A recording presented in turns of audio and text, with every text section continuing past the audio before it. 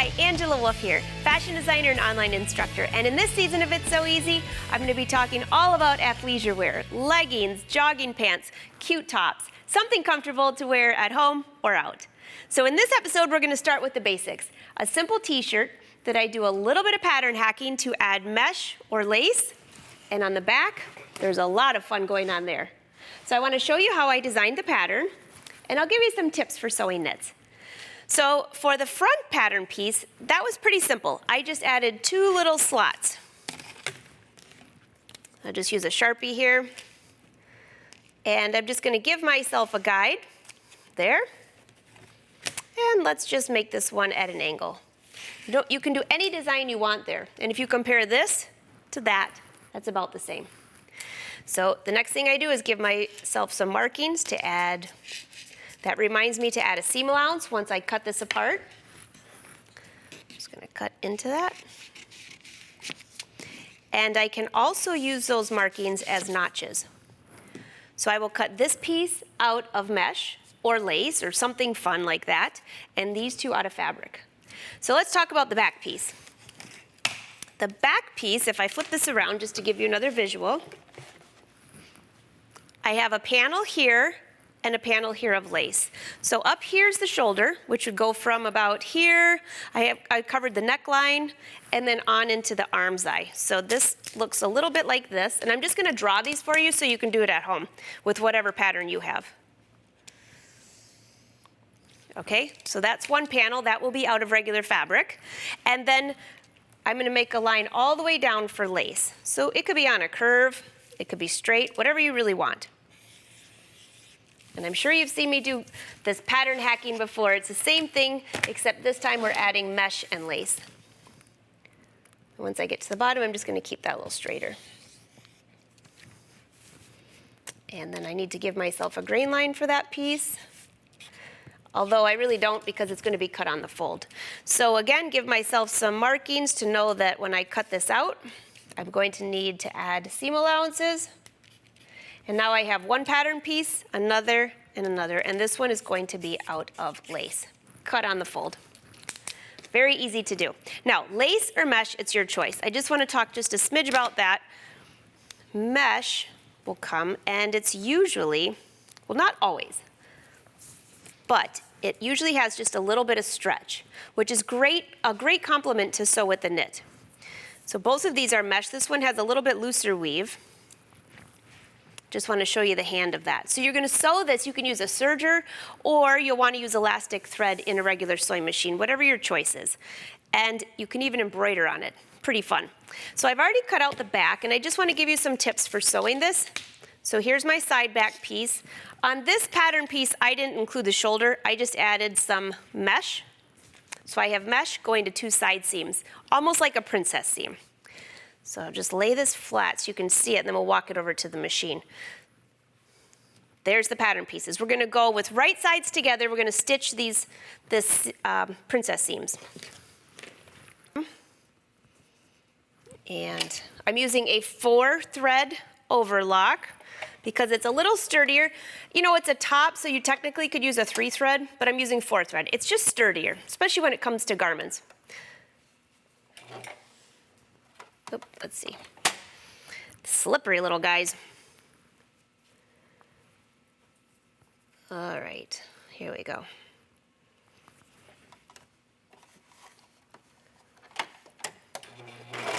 Just get it started. So the trick is this mesh and lace can slide around a lot. So what I like to use is to use my right hand with the bottom fabric and my top hand with, or my left hand with the top fabric.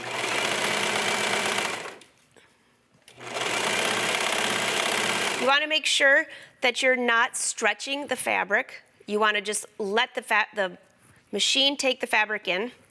And the stitch looks good. I'm using a contrasting thread so you can see what's going on here. Now, if you're using a serger, you won't need to add a very large seam allowance. You can even just use a 1/4-inch seam allowance. And on down. Now when I cut these out, I actually cut the mesh a little bit shorter because I was going to hem the bottom different. So when I get to the end, it fits crooked. Don't worry, it was when I cut this out for the show.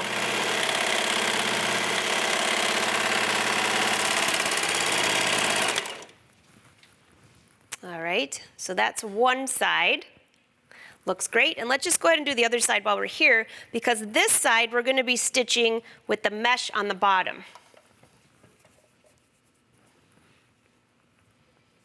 And again, I like to just get it started, and then the machine will capture the fabric. Let's just get it in there.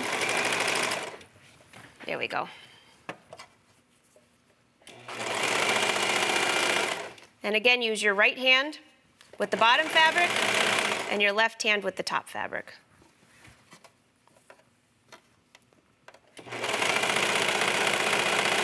And once you start stitching this, you'll see it's very slippery against the machine.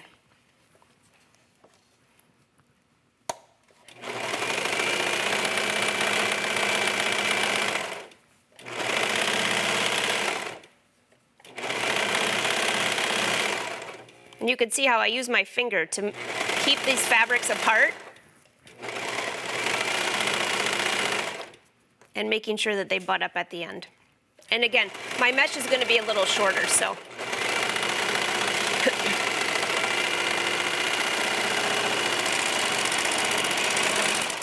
All right, so before we go to the sewing machine, let's go up here. I think you'll see this just a little bit better up here by the iron, because the next thing I do is, knowing that I'm using a white seam allowance, you don't want that to show.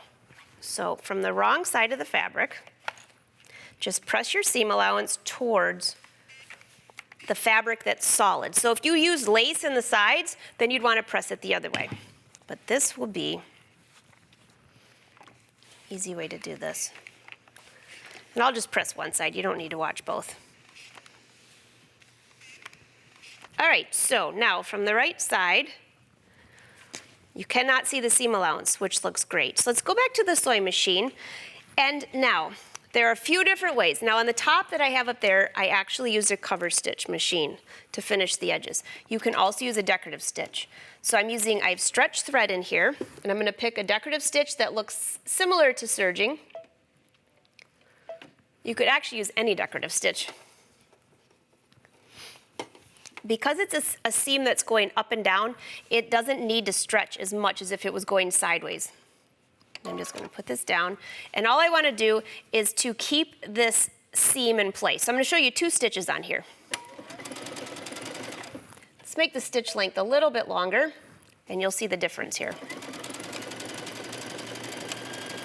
Now, when you're sewing this knit with mesh, it's kind of a fine fabric. If you have any problems with that fabric getting stuck inside the machine, you can change your needle plate to the one that has a single hole. All right, go a little bit further, just so you can see this. I'll get my hand out of the way. See how nice that looks? Again, I'm using a contrasting thread. Now another option you have is the triple stitch, and that's one that I use quite often for different top stitching. Use the triple stitch. I'm just going to cut this and we'll start over. I know I'm using different stitches on here just to show you. I'll have to rip these out before I wear the top. I'm changing the stitch length to a 3.5, and now we're going to stitch down, and you'll see what this looks like. Again, right on the edge.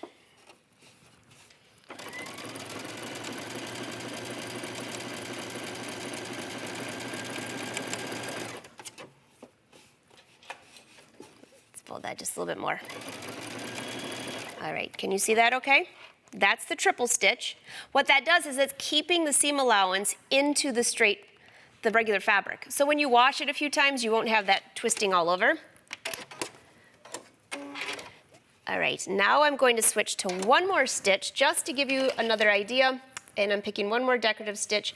And you know, you could use stretch thread or regular thread on any of these now. And I'll show you when I'm finished that you'll see that all of these stitches will actually stretch, so either's fine. And I'm going to change the stitch length a little bit longer. You just don't want too many stitches to be real close together when you're using a knit, because you'll end up with too many holes in the fabric. And I don't know if I mentioned this, but I'm using a number 11 jersey needle, but you could also use a number, I think it's 11, I'm using a number 12 jersey needle. You could use a number 11 stretch needle, would be just as great. All right. Let's just take this off and let's go compare this.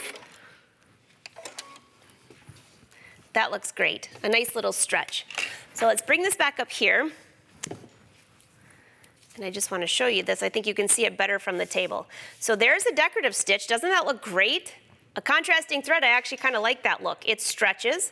Here's the triple stitch. There's another decorative stitch. And if I go back to the shirt, you can barely see it because I used a dark navy. That was with a double cover stitch.